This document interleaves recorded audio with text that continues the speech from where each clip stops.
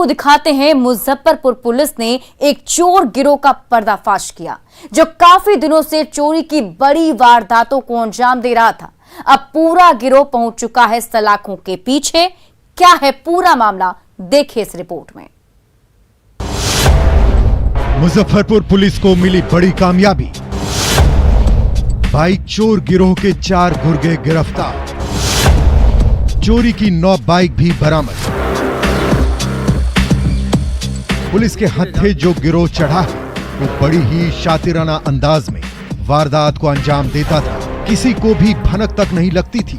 चंद पलों में ही घटना को अंजाम देने के बाद ये गिरोह रफू चक्कर हो जाता था।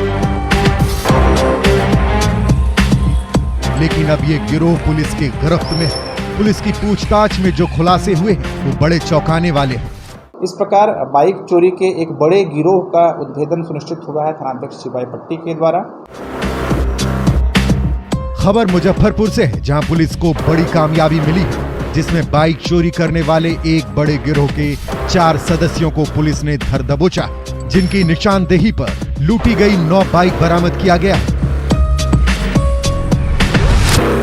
इस गिरोह के तार नेपाल के अपराधियों से भी जुड़े हैं। इनकी गिरफ्तारी सिपाही पट्टी थाने इलाके से की गई है। हाल के दिनों में मुजफ्फरपुर जिला में विशेष रूप से पूर्वी अनुमंडल क्षेत्र में बाइक चोरी की कुछ घटनाएं प्रकाश में आई थी। थानाध्यक्ष सिपाही पट्टी के नेतृत्व में एक टीम का गठन किया गया था। इस टीम के द्वारा तकनीकी और मानवीय आसूचना संकलन के आधार पर कार्रवाई की गई। कार्रवाई के क्रम में हम लोगों को पता चला कि एक बड़ा गिरोह है जो बाइक यहाँ चोरी करता है और उसके बाद बाइक को नॉर्थ बिहार होते हुए नेपाल तक सप्लाई करता है। वहीं खुलासे के बारे में डीएसपी मनोज कुमार पांडे ने बताया कि सिपाही पट्टी के एक गैरेज में लूट की बाइक को लाया गया है, तो सिपाही पट्टी थानाध्यक्ष संतोष कुमार ने दल बल के साथ वहां धावा बोला और 4 लोगों को गिरफ्तार कर लिया, जिसमें गैरेज का संचालक हसीबुल भी शामिल है। इन गिरफ्तार लुटेरों से पूछताछ पर पुलिस ने गिरोह के 1 दर्जन अपराधियों की पहचान कर ली है, जिनकी गिरफ्तारी की कवायद शुरू हो गई है। पूछताछ के क्रम में जब उनसे बाइक चोरी के विषय में जब उनसे पूछताछ की गई तो उन्होंने एक्सेप्टेंस अपना स्वीकार किया। टोटल 9 बाइक जब्त किया गया है और जो चोरी की मोटरसाइकिल है 9 मोटरसाइकिल हम लोगों ने रिकवर किया है और 4 लोगों को फिलहाल हम लोगों ने अरेस्ट किया है। जो फिलहाल अभियुक्त हैं उनका भी नाम पता हमारे पास आ चुका है। कुछ और बाइक्स हैं जिनको जब्त किया जाना है, इस पर फिलहाल हमारी टीम काम कर रही है। इस शातिर गिरोह का एक बड़ा नेटवर्क है जो मुजफ्फरपुर में अलग अलग जगहों पर बाइक लूट का काम करता है। पुलिस इस गिरोह की गहराई से पड़ताल में जुट गई है कि इस शातिर नेटवर्क का सरगना कौन है। पुलिस इन अपराधियों से लगातार पूछताछ कर रही है, जिनसे बहुत खुलासा होने की उम्मीद है। साथ ही लोगों को भी चाहिए कि सतर्क और सजग रहें। न्यूज़ 18 के लिए मुजफ्फरपुर से सुधीर कुमार की रिपोर्ट।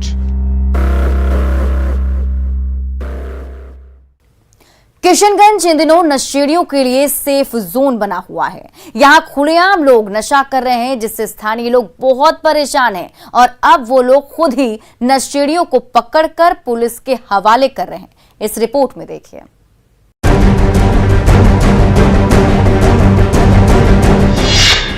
नशेड़ियों के लिए सेफ जोन बना किशनगंज। खुलेआम बिक रहा नशे का सामान, नशेड़ियों से स्थानीय लोग परेशान। कहते हैं कि युवा देश के भविष्य होते हैं, उनके ही हाथों में परिवर्तन की चाबी होती है। वही युवा एक अच्छा डॉक्टर, इंजीनियर, साइंटिस्ट, सैनिक और एक अच्छा बिजनेसमैन होता है जो देश को संवारते हैं। लेकिन यही भविष्य अगर नशे की आदी हो जाए तो क्या होगा?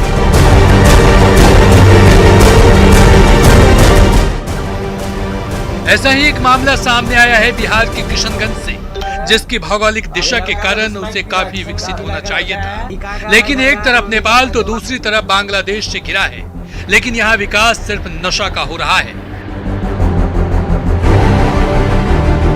जो इसके धंधे में लिप्त हैं, स्मैकिए हैं और चोरी के जो छोटे छोटे मामले हैं उसमें भी इनकी संलिप्तता पाई जा रही। ऐसे 3 दर्जन अभियुक्तों को गिरफ्तार करके किशनगंज पुलिस ने जेल भेजा हुआ है। लगातार वाहन चेकिंग अभियान चल रहा है और सभी लोग इसमें लगे हुए हैं।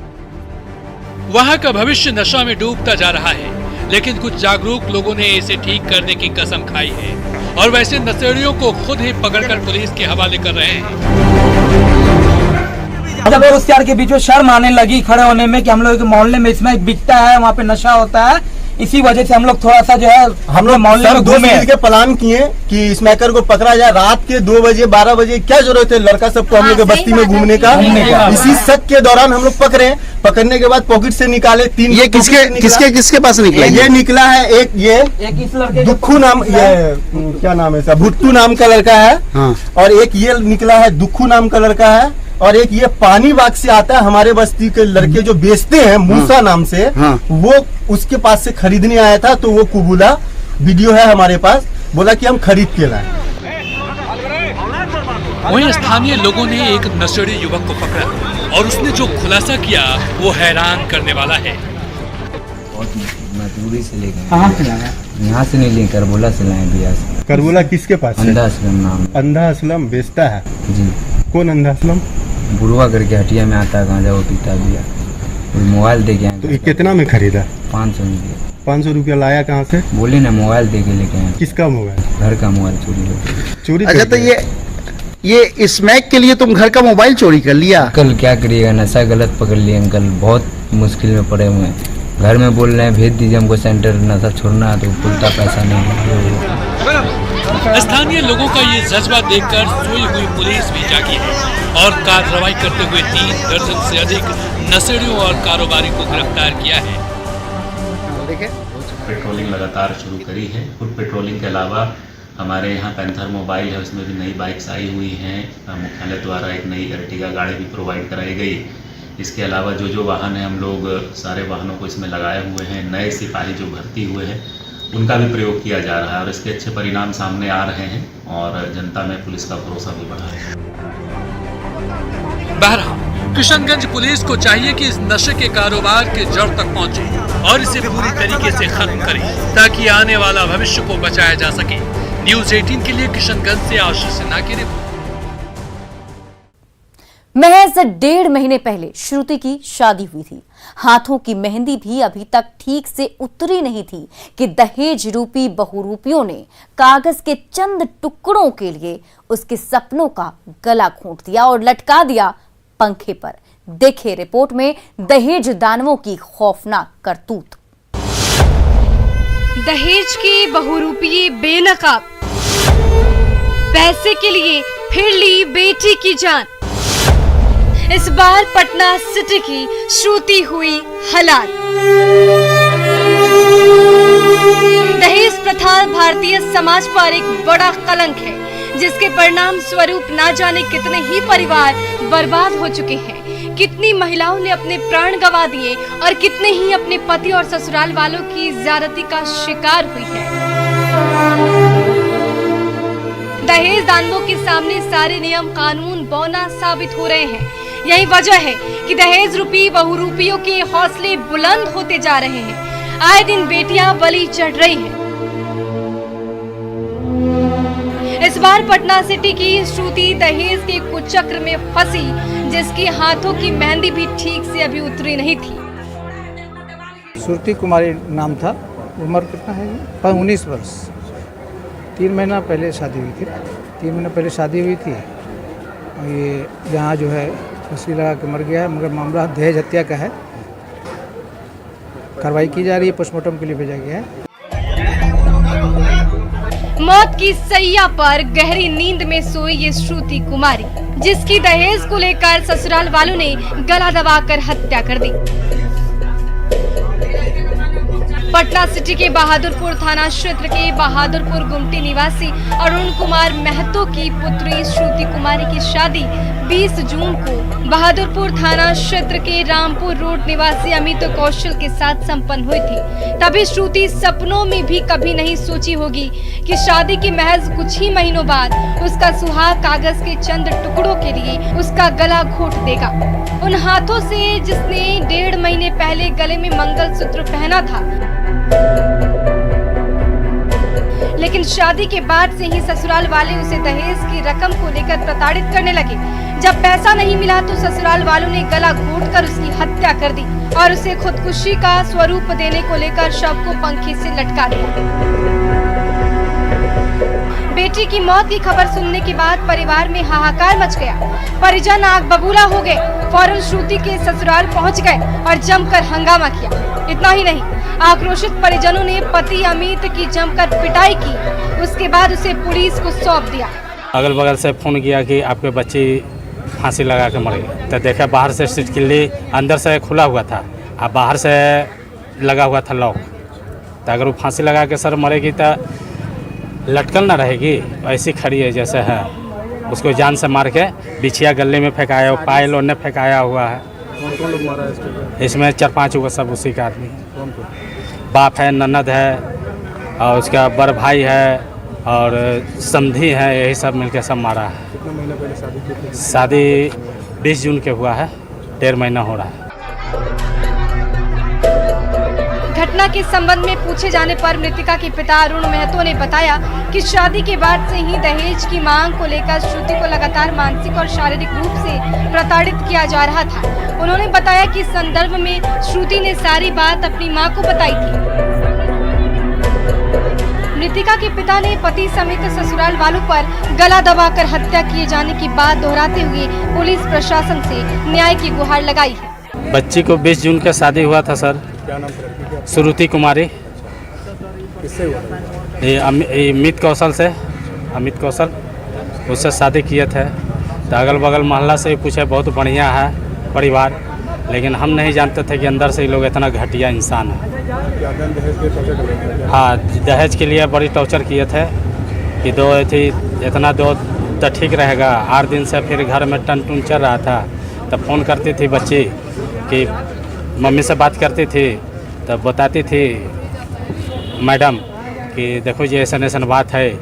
तब हम लोग क्या कर सकते हैं सर।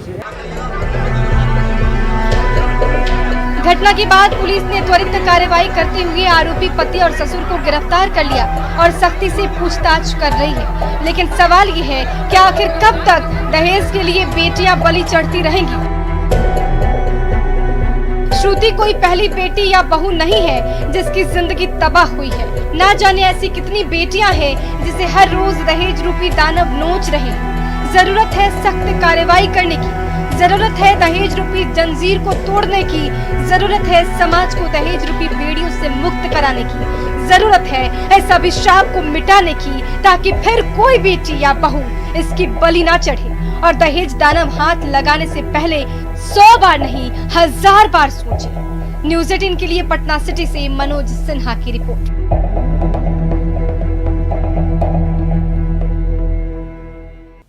यहाँ वक्त हो चला एक छोटे से ब्रेक का, हम जल्द हाजिर होते हैं।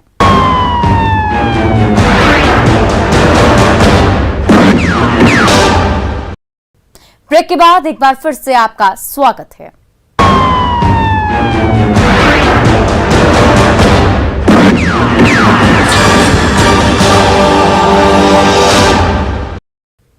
समस्तीपुर में बदमाश इतने बेखौफ हो गए हैं कि दिन दहाड़े पुलिस को चुनौती दे रहे हैं। बैंक लूट की वारदात को अंजाम देकर मुंह चिढ़ा रहे हैं और पुलिस सुराग ढूंढ रही है। देखिए रिपोर्ट। समस्तीपुर में अपराधी बेखौफ, दिन दहाड़े बैंक में लूट की बड़ी वारदात, पुलिस महकमे में मचा हड़कंप। समस्तीपुर में अपराधी इतने बेखौफ हो चुके हैं कि जब चाहे, जहां चाहे, जैसे चाहे आपराधिक वारदात को अंजाम दे देते हैं।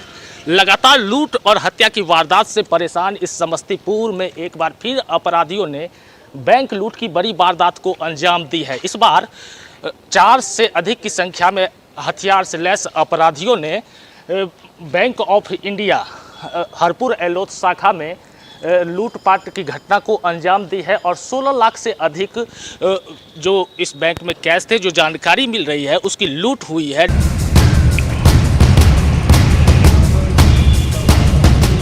लूट की ये कोई पहली वारदात नहीं है जिसे हथियारबंद बदमाशों ने अंजाम दिया है। इससे पहले भी बैंक लूट की कई घटनाएं घट चुकी है। उसके बाद भी जिले की पुलिस लापरवाह बनी हुई है, जो चिंता का विषय है। 1 बजे के आसपास 4 की संख्या में अपराधी आया और अंदर घुस गया, फिर यहाँ आके पिस्टल दिखा के सब चाबी उबी लेके पहले काउंटर से कैश लिया, उसके बाद बोल्ट खुलवा के फिर कैश ले लिया। कितने कैश? 16,76,004 रुपये। जिले के एसपी आप भी सुन लीजिए, 16,76,000 यही वो रकम है जिसे बदमाशों ने चंद मिनटों में लूट लिया है। जिसके बाद आपकी पुलिस की नींद खुली है। ये उन ग्राहकों का पैसा था जिन्होंने अपना खून पसीना एक कर जमा किया था। अगर ऐसा ही चलता रहा तो जवाब देना भारी पड़ेगा। आए थे अंदर में, पैसा को जमा करना था, जमा को दिखे करके जा रहे थे, वो सब आया अंदर। अंदर आने के बाद मुझको दिखे है पिस्टल तान दिया सबको अंदर रख कर बंद कर दिए। सब अंदर में था 4, बाहर कितना था हमको नहीं मालूम, लगभग 5 मिनट तक था। 5 मिनट में 16,07,000 की लूट, वो भी दिन के 1 बजे। इससे आप अंदाजा लगा सकते हैं कि जिले में अपराधियों के हौसले कितने बुलंद हैं। अब सवाल यह है कि दिन दहाड़े बैंक में लूट कैसे हुई? लूट के वक्त पुलिस कहां थी? बैंक में सुरक्षा के क्या इंतजाम थे? हथियारबंद अपराधी बैंक में कैसे दाखिल हुए? बैंक में जांच की कोई व्यवस्था नहीं थी। न्यूज़ 18 के लिए समस्तीपुर से मुकेश की रिपोर्ट।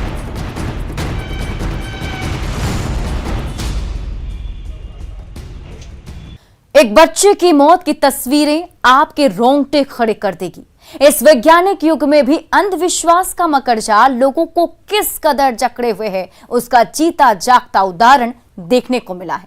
क्या है पूरा मामला, देखिए इस रिपोर्ट में।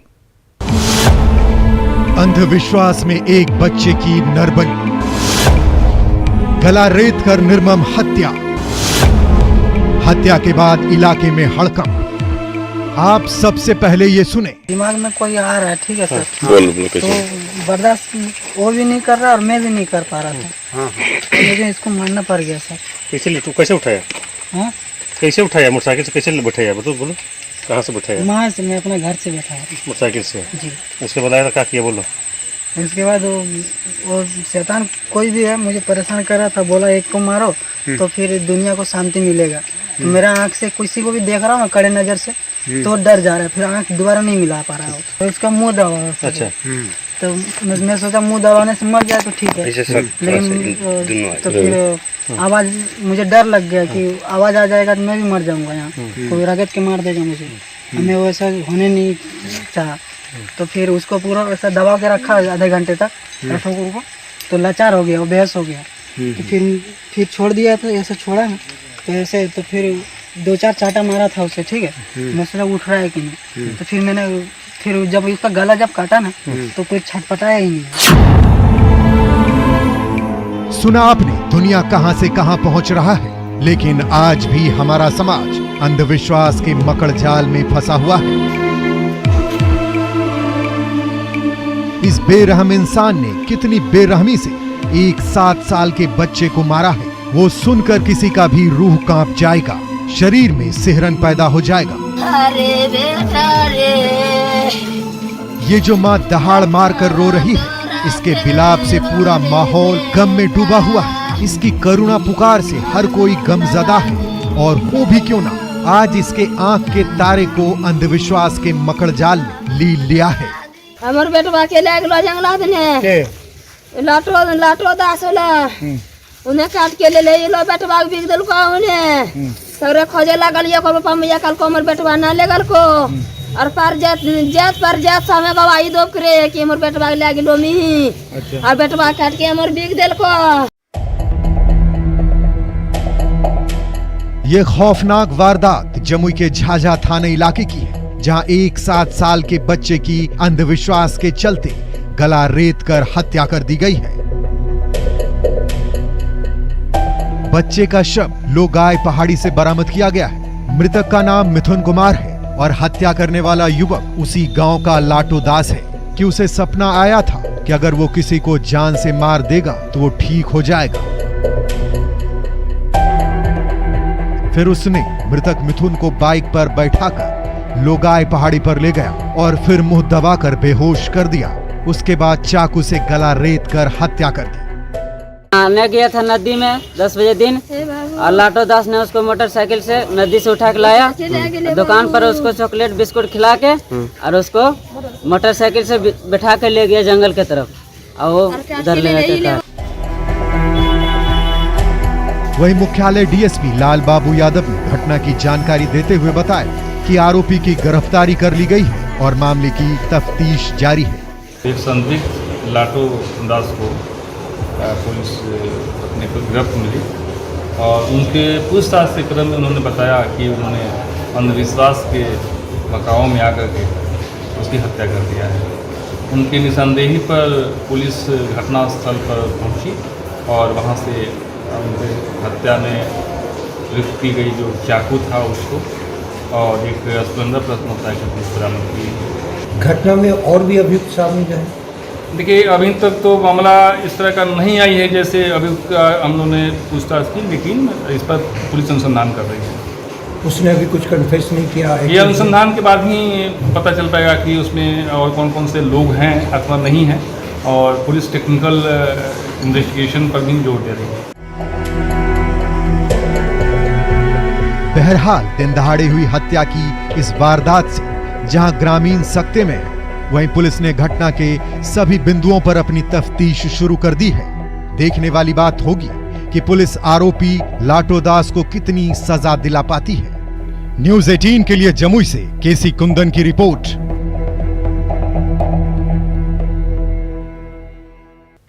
अपराधी चाहे लाख शातिर हो, तफ्तीश की दिशा अगर सही है तो बच नहीं सकता कोई भी गुनहगार सलाखों के पीछे जाने से।